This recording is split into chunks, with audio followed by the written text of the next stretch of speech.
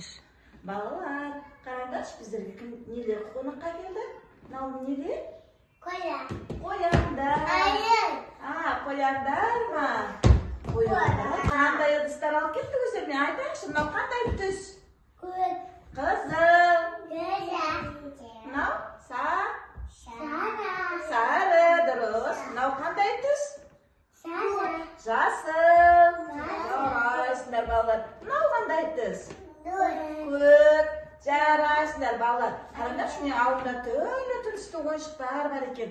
Осыны мына қояндардың ыдыстарына салып берейік, түсіне сай. Жақсы ма? Келіңдер. Жасылды қайда саламыз? Жасылға саламыз.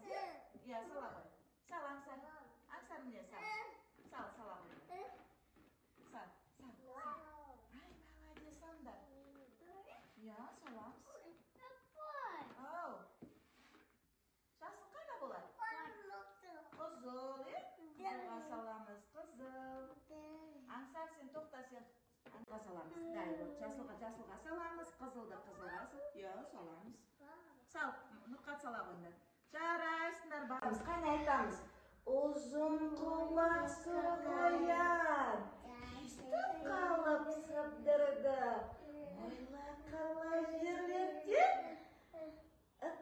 ытқып секірді. Мынау сиқырлы бояулар. Бұның ішінде қараңдар не бар екен, қарайықшы. Түрлі түстер бар екен. Не?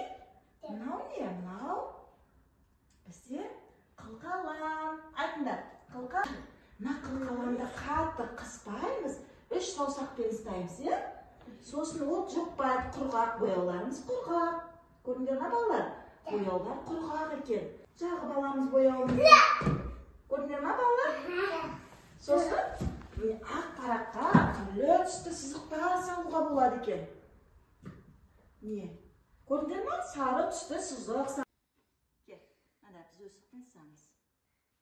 Сызықтар сызамыз. Боямаймыз, бұл сызамыз. Иә. Сызықтар Нұрқат, жарайсың, сен тапсырман жақсы орындайсың. Олай емес, сыз. Мынандай сыз. Оң қолмен ұста. Оң қолмен ұста.